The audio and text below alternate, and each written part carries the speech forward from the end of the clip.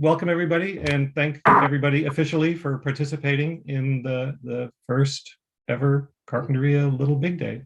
It was a lot of fun. What I thought I would do is go through the people who have submitted their trip reports and kind of just talk about that so people can share. And actually, we did have one submission that came in that I noticed just at the very end, just a few minutes ago. And I don't see Mark Coxis or Tamara Mason. I don't know who they are. I don't think I've met them. Anyway, they submitted an eBird checklist. So they went to the Carpinteria. In fact, you know what, let me go ahead and do a screen share so I don't just describe it to you.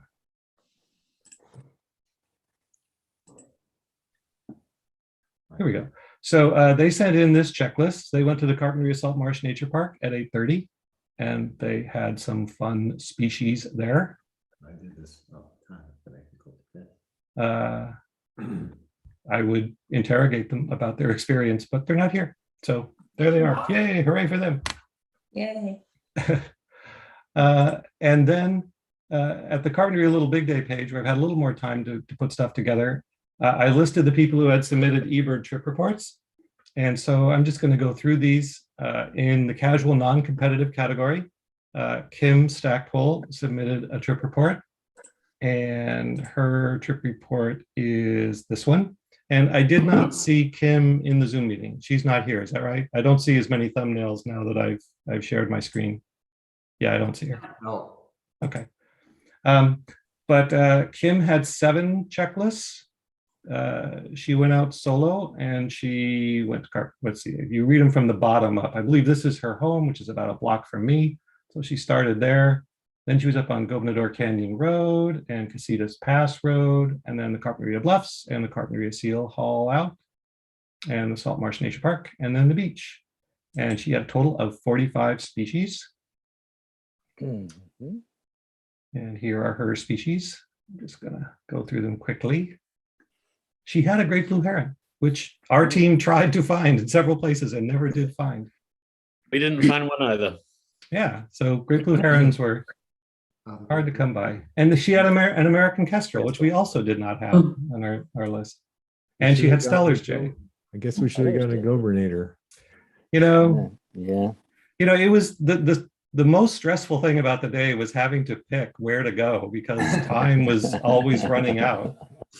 You know, we tried to get her to join with us because she's really tall. I think that gave her an advantage finding these birds. Closer to the birds. You got a kinglet?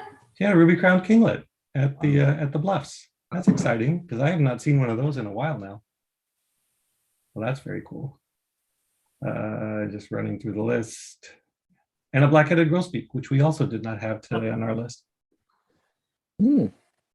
Okay, so that was Kim Stackpole's.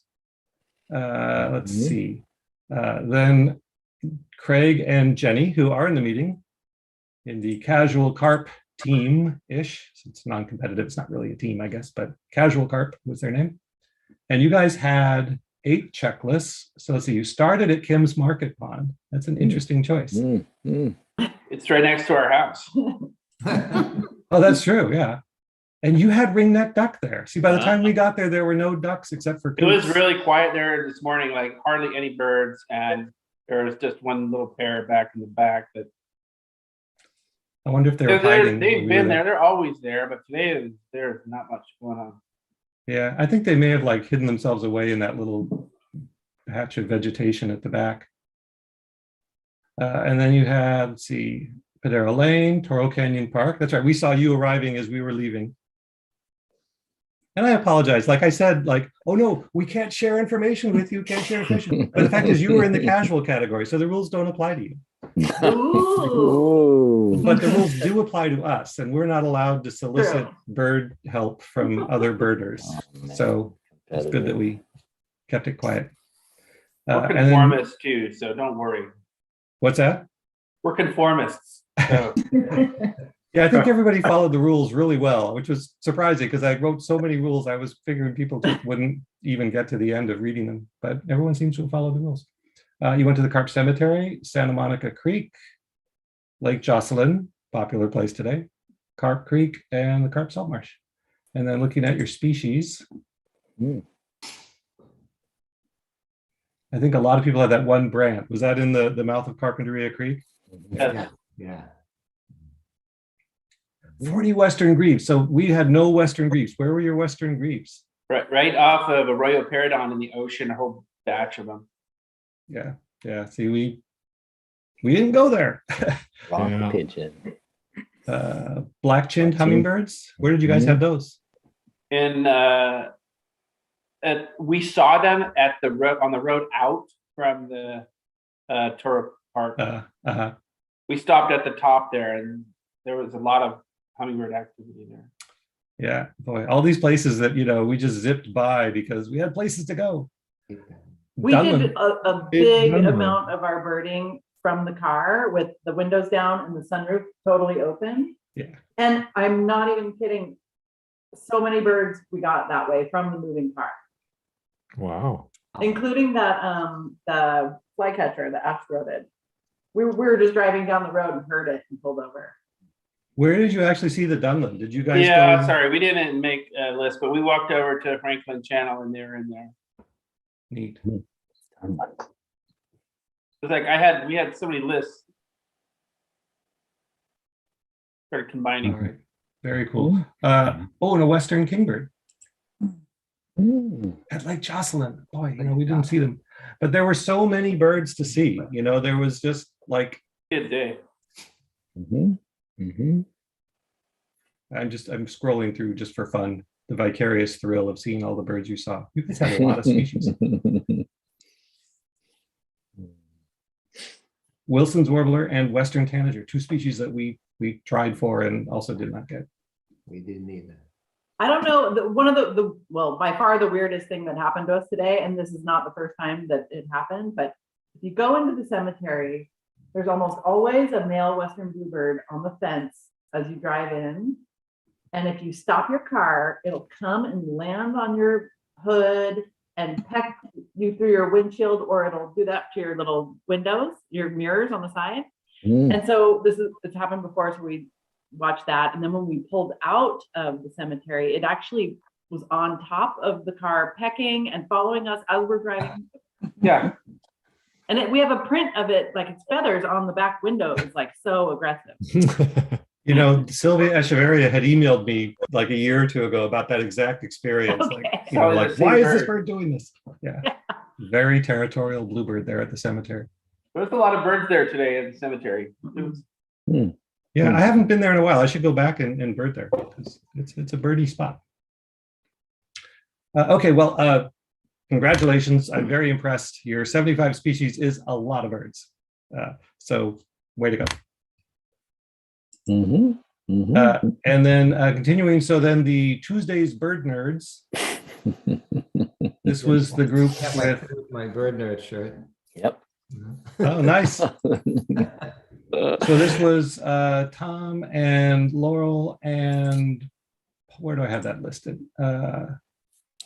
Laurel Luby, Linda Rose, and Paul Stull, who are here in the meeting, I think. I saw your thumbnails. And Paul Cronshaw and Tom Beland and Laurel, who I mentioned. Paul Cronshaw's here too. Great. So let's see, I'm going to close that. So this was your trip report. And again, starting at the bottom. So you started at the Salt Marsh Nature Park at 8. And then did the State Beach, and then the estuary, and then the Seal Haul out, Dump Road, and then you went to your house, which is the reason why you were excluded from the competition because your backyard is not publicly visible. Your feeders are too good to pass up, right? It's really true. I think for a future Carpinteria Birdwatchers outing, we should talk about a field trip to your backyard. I think that would be a really, Totally. really fun experience. And we had zucchini bread and coffee. Yeah. that was the best part. Can we come tomorrow? Yeah, that sounds great. So then looking at your species, the black-chinned hummingbird, which probably was in your yard because that's where they're hanging out. You had the soras at Lake Jocelyn, the snowy plover at Dunlin. Here, I'm going to show all details so I can see where these things were.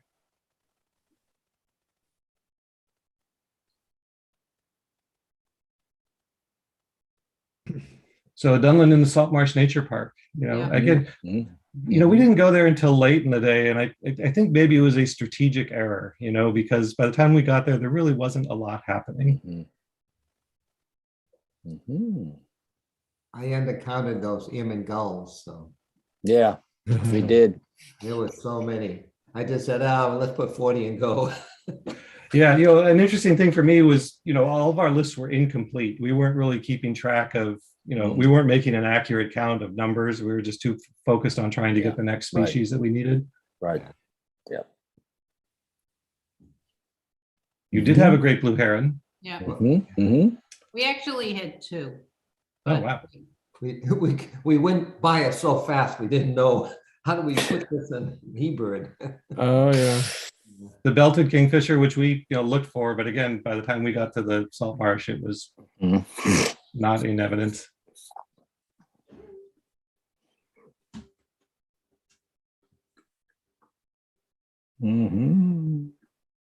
Just scrolling through your list.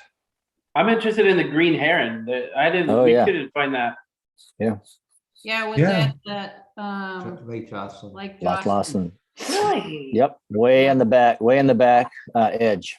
Yeah. Very cool. Yeah, we had that one there, and then we had one in the Santa Monica Creek, or excuse me, the Franklin Creek channel at the salt marsh Oh, good. later in the morning. All right, well, I've lost my place. I'll scoosh on down. Yeah. We got our great blue heron at the Torrey Pine in town. Oh. Oh, we drove kind of in, we were going not exactly by there, but I thought, that would be a good spot to get one. Are they actually nesting currently there? Yeah. we didn't see it there. We saw one in the Linden Field when we drove by, and then one flew over us on Dump Road. Awesome. Okay, well, I want to keep on rolling so we can get through the rest of this, but that is fabulous. And I'm very envious, especially of the part where you had snacks in your backyard. Let's see. Okay. Oh, I didn't even share this. So, all right. So this is the little special something I prepared. So we've already been through all these lists, but so in honor of your participation, with the power I vested in myself as the co-founder of Carpinteria Birdwatchers and the organizer of the Carpinteria Little Big Day, I have decided that for your enthusiasm and your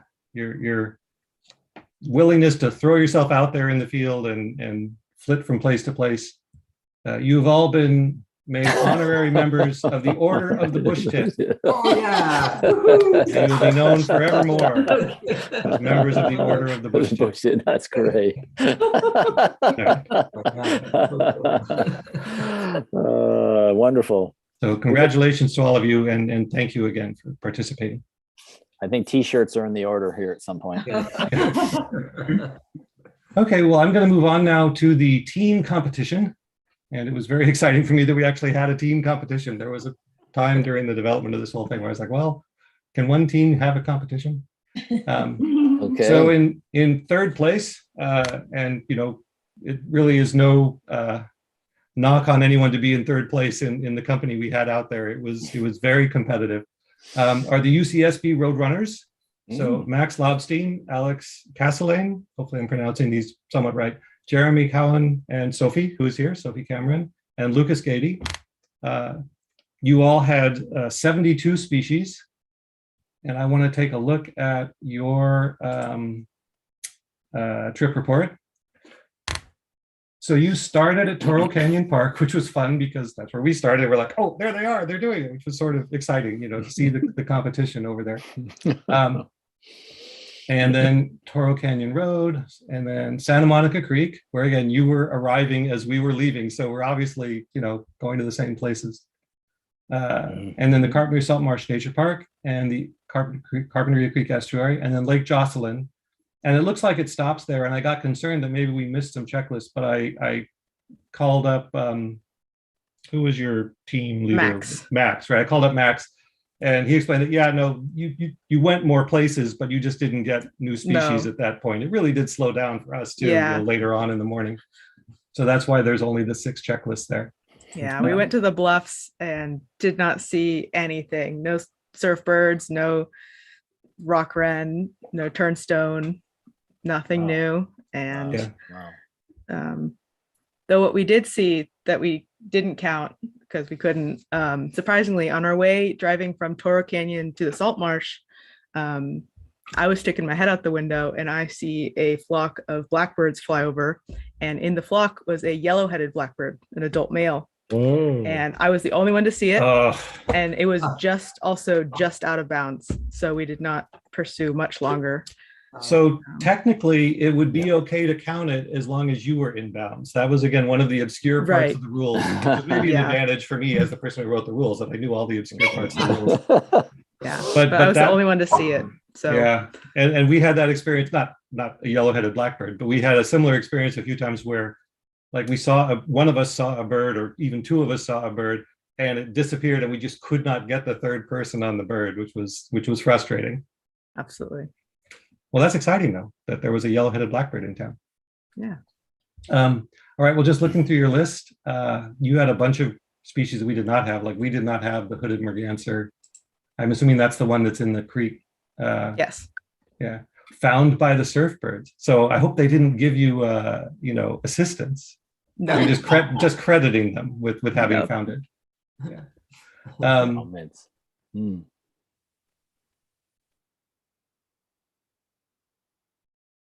Yeah, again, you know, I feel like if we had been at the Salt Marsh Nature Park earlier, you know, semi-palmated plover is a species we didn't get that we might have gotten. We didn't have a greater yellow legs. It's the birds that got away that just haunt you, you know, that you're like, oh, if I could do it over again. Absolutely. Great blue heron again, which we didn't have. Cooper's hawk, which we didn't have. Belted kingfisher, which we didn't have.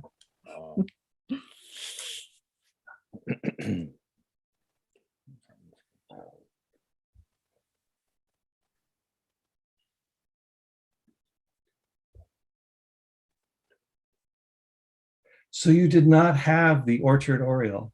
When we saw you. We did. We saw it. I don't know if it was in the list somehow. I think Max didn't see it, so it wasn't in his list, but I definitely added it to the Santa Monica. Okay, so if for some reason it's not in the trip report, so make sure that you get that added so you get full credit for your orchard oriole. Yeah, I'm glad you saw it briefly.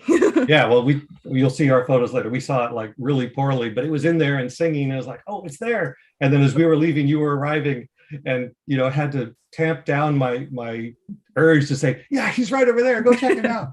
Yeah, I hid behind the like little retaining wall, and everyone was still kind of getting out of the car, and I scurried up there and looked, and there he was. And I called a couple over, and as they came over, they saw it, but it flew immediately across the creek and away. But we did briefly see it. Awesome. Which is a life bird for a couple county birds for us. Great. Well, and there could conceivably be other species that would add to your total. So this total is not accurate. You have at least 75 counting the orchard oriole. So maybe just get in touch with Max and see if you can, you know, add your checklist to the trip report. Yeah, I'll run them up. You get proper credit for that. But that's awesome. Thank you. Okay, well, I'm going to then move on to our list, the old crows. And I think in hindsight, if we could do our strategy over again, I think going into the marsh habitats or some of those coastal habitats early in the day when the birding was better would have been a good technique. But we saw a lot of birds and had a great time. I mean, I had a great time. I don't know, Linda and Dave, you're there and you're being kind of quiet. I assume you seem to enjoy yourself. We did. We had a great time. Absolutely. And let's see. And Steve, you're also in the meeting still, I think. Is Steve still around? Yeah, it was great. Yeah. Yeah. And Steve did tomorrow. Let's go again. Steve did a really great job because he was using his app that he is developing to do voice input of eBird checklists. So it was great because, we all had eyes on the birds at all times. Wow. So we started, and the other thing I think strategically is probably we tried to go to too many places, even though we cut out some of the places that were on the initial list. I think, my eyes were bigger than my stomach in some ways in planning this. I was just like, oh, it'd be great if we could go here and great if we could go here. It's like, well, yeah, it would be, but you've only got 4 hours. So you got to make a choice. But we started at Toro Canyon Park and then we hit Kim's Market Pond and then Santa Monica Creek for the Orchard Oriole and then Lake Jocelyn, which was a lot of fun. And then we actually, I don't think we ever came to a complete stop. Oh, no, we did. We actually got out of the car at Bates Road Bridge. That's right. We got out of the car and got a few species there. And then Carpinteria Bluff Seal Haul Out and the Carp Creek Estuary, and then the Carpinteria Salt Marsh Nature Park. And then we looked in from the Estero Way gate. We didn't actually go in, but we looked in vain for a great blue heron, but could not find one. We only got 10 at the seal haul out. It's odd. Huh. That we only got 10 species? Yeah. Like, well, again, 1030, so it'd be interesting to compare that. Yeah. And again, they were incomplete checklists. It was just the ones that you were entering. There were lots of other species that we were seeing, but that we weren't bothering to enter. The raven was nice because we didn't have that anywhere else. Brandt's cormorant. I don't think we had Heermann skulls anywhere else, and we had many more than one. But again, we weren't counting. What was I going to do? That's right. I was looking at I wanted to look at the photos. So, that one Brandt. That's your Brandt. Yeah. So this is this hummingbird in the Salt Marsh Nature Park, and someone reported a Rufous hummingbird from there yesterday, and there was one that was greener and one that was a little more like this. I would not, I don't know. I'm curious. Like I actually put in the media notes, I'd be curious if anybody with more experience with Rufous hummingbirds wants to make a case that this is not an Allen's, but I assume it was an Allen's. Looks like an Allen's. Thank you. I will take that as confirmation. So I guess our team was the only group that had this solitary sandpiper at Lake Jocelyn. And it was, squirrely. Like we saw it, and then the rest of the time we were there, I couldn't re-find it. It was just disappearing into the sticks. But I don't know, maybe that was my favorite bird of the day. Green heron, also flycatcher.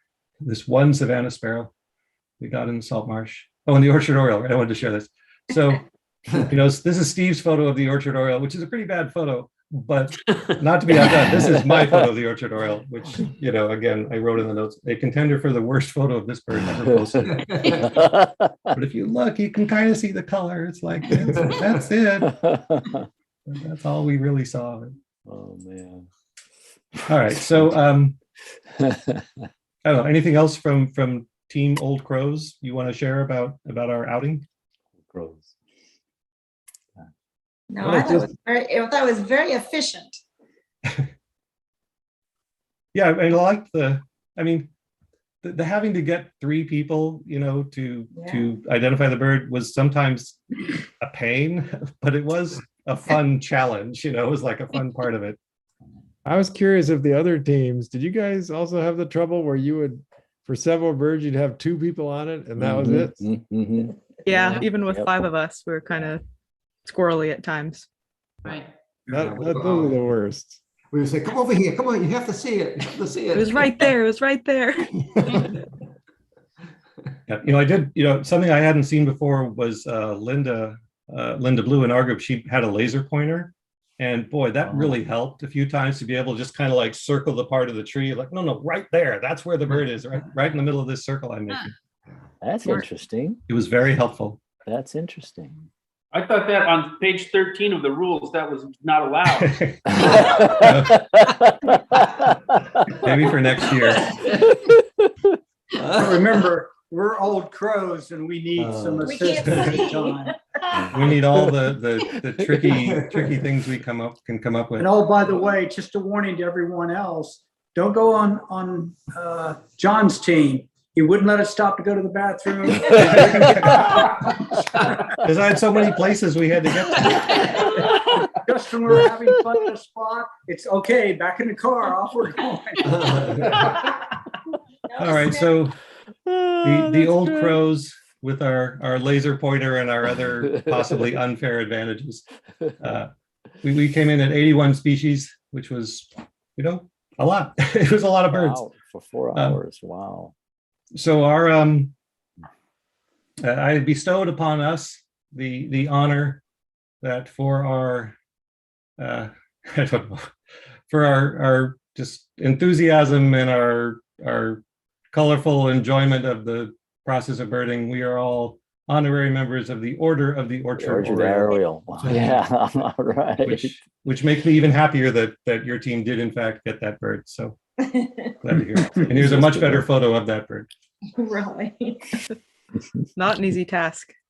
All right, well, that brings us to, let's see, what does that bring us to? That brings us to the final honor of the day, which is the first place team, the Surfbirds team, headed up by Peter Gady with Hugh Ranson, who is here, and Will Knowlton, and Jeremy Pullman, whose name I don't recognize. Can you fill me in, Hugh? Is he from around here? Does he bird in this area? He just moved back to the area. He and Will and Jeremy are biologists, and they've worked with Peter before on projects. And Jeremy has been living up in Humboldt and has recently moved back into San Luis. So both Will and Jeremy came down from San Luis to do this. Gotcha. Wow. Got it. Well, we have to give you a round of applause. Yes, definitely. Congratulations. Yeah. Will I knew because he was on the Big Pine Mountain survey that I was lucky enough to go on a couple of years ago, and I actually drove out there and with him in his car, so I got to talk to him about herps and stuff. He's very into lots of things, not just birds, but he is a great birder. Yeah, maybe we should have for next year, next time we just have a professional and an amateur category so that the professional field biologists can compete with themselves. But let's take a look at your oh wow, that's amazing. Your trip report. So you guys started at the Carp Creek estuary, right? And then you have Carpinteria Creek, and then the Salt Marsh Reserve, Lions Park, and then Lions Park, which we drove past, and I was in a hurry to get to Lake Jocelyn, so we didn't stop there. But you spent time there, and then Lake Jocelyn, and then Livingston Canyon and Cape Mesa Road, which is the spot I would have actually stopped, and then finished up at the Carpinteria Bluff Seal Haul Out. Wow, great. Yeah, and I think the way we planned it, doing a sea watch to start with, and then a sea watch at the end, I think that brought in ton of extra species. And luckily, I was with 3 teammates who were just top-notch eyes and ears, and they were just picking out lots of things out over the ocean, so that was great. And we had scopes. Okay. Was it 4 scopes? 2 scopes we were sharing. I see. Yeah, by the time we got out to look at the ocean, the heat shimmers were just so bad we couldn't really see anything out there very far. And well, it was quite an impressive total. So I'm it was curious, nice at the seal haul out where we saw very little. Where did you see so many? Were they all down there where the seals are, or were they in adjacent areas? Well, we had wandering tattlers and black turnstones Wandering on the tattlers. far west rocks, only viewable through scopes. Yeah. And we had willets there, wimbrels. We had red-throated loon on the ocean. What else? We had some tern species flying out there too. So it was a good spot. Wow. And off the ocean, at the Snowy Plover spot, first thing in the morning, we had, quite a few things. We had semi-palmated plovers there on the beach, and an alcid spur going by, far out. So, and a Bonaparte skull there too. Oh yeah, wow. Oh, that's good. So any guess on that alcid spur? Like Bonaparte skull. It was a large one, so either common murre or rhino. Yeah, wow. Well, that's very exciting. And that alcid spur, I mean, the only alcid anybody on any team got, so it definitely counts towards your total. Same with the Bonaparte skull. Bonaparte skull. Wow. Yeah. Nobody at that overlooked at the seal sanctuary saw the oyster catching, right? Those have been pretty consistent there. Yeah. I guess they've got, maybe they're down at the oil island at Rincon Island. At 5 minutes to 8, Caspian tern flew by, never to be seen again. And, Caspian. At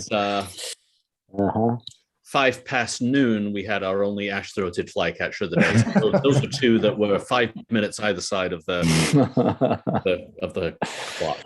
Okay.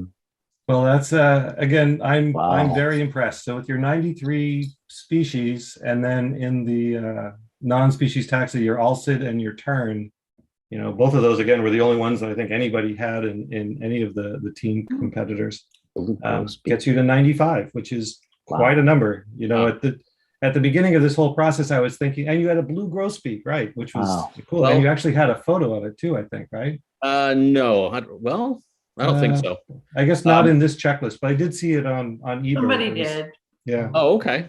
Yeah, I have a nice story about that. The Ucsb Roadrunners included Lucas Gady, and his father Peter Gady was on my team, the Surfbirds, and we bumped into him a couple of times. Handful, yeah. And the second time we bumped into him was at Franklin Creek area, and Peter saw a bird fly into the top of the sycamore, and while his son was 10 yards away, and he just so wanted to yell out, "Blue grosbeak!" And his voice. I heard someone whisper grosbeak, but I kept it to myself. Yeah, well, actually, but Peter saw it. He went, "Boo!" And it was so hard not to broadcast it, but that was Yeah, that's great. Well, I appreciate the effort everyone put into complying with those essentially arbitrary rules. But here, so I guess it was Will posted this photo. That looks right. Yeah. All right. Well, let's see. I think that pretty much sums up the fun and excitement, except for something else. Yeah, I think next year those guys need to be separated. Spread them out. And maybe next year, instead of the old crows, they can be the wise crows. All right. Well, in honor of their incredible performance, they are officially the rulers of the skies, and they are members of the Order of the Peregrine Falcon. So the Surfbirds are top of the roost. And I'll be updating the page at carpbirdwatchers.org to reflect their exalted status. That's great. Congrats, you and that's good. Good job. Yeah, good job. Right on. Yeah, that was great. That's John. great. Yeah. Yeah, John, we were talking throughout the day of how we would have done things differently. Different routes. But one suggestion for next time would be maybe starting at sunrise and going to noon. We felt like we could have added 4 hours just didn't seem enough. Yeah, it really didn't. Well, I want to get to 100, and maybe that would be the way to do it. Is definitely have you guys come back. Let you start at crack of dawn. Let you start, the first time the sun is just above the horizon. That's when you get to start. It's funny because I was thinking what type of muffins I would make next year. That should be a separate category. We should have the food competition, and you guys will win for sure. I was thinking how clever it is that you ended at the seal hall out, because you got to walk a ways to get in there, and that way you ended there. So you only had to walk in, you didn't have to walk out. Yeah, we actually took an interesting route. We parked at the what's it called, Tea Time, the golf place. Yeah. And so we walked out, and we had a flock of American pipits as we were walking out there. So that was really I think you were the only one who had pipits on your list too. So that was another good find. Those were golf pipits. My suggestion, John, is that this meeting after the fact be at the Island Brew or Brew Lab or something like that. That's a great idea. In person. Yeah, in person. At 1 o'clock. Yeah. I mean, I was realizing as we were winding down, like, oh, I really missed the beat here. We should have finished up and then had like refreshments. We should have had. Yeah. All right. Well, for next year we'll have a get together after. And the compiling work, given that people do it via eBird and Trip Report, it was super easy. There was like no effort on my end to just like say, well, here's the numbers. eBird already counted them for me. Right. Okay. Well, if there's anything else people want to share, let's share it. Otherwise, I'm going to thank you all again one more time and declare it a successful Little Big Day. Yeah, Little Big Day. I do have one more thing to add. Yeah. The Surfbirds did not burn any gasoline during our 4 hours. I drove everybody in my electric car, so we left Steve. I had Steve leave his Tesla at Toro Canyon Park. Maybe next time we should all pile into your car. We could have snuck up. It's the advantage of quietly cruising by. There you go. If we were, with the windows down, we would have heard a lot more. Yeah. That was our success. They're right there. Next year. All right. Well, a lot of fun ideas for next time. But again, thank you, everybody. It was, just a wacky idea that kind of came up was when we were spinning out ideas for the Living Shoreline Festival, like, oh, let's have this Little Big Day. And I'm happy that even though the Shoreline Festival is kind of run into a rough patch, it turns out we don't have quite the resources we thought we had. It's a lot of work, but being able to have this event was really just a lot of fun from start to finish. Thank you, John, for the idea and for organizing. It's great. That's right. It was really fun. It's great. We had a really fun time. Super enthusiastic. Yeah. Okay. Well, thanks everybody. You're right. I'm going to go ahead and end the meeting, but go out and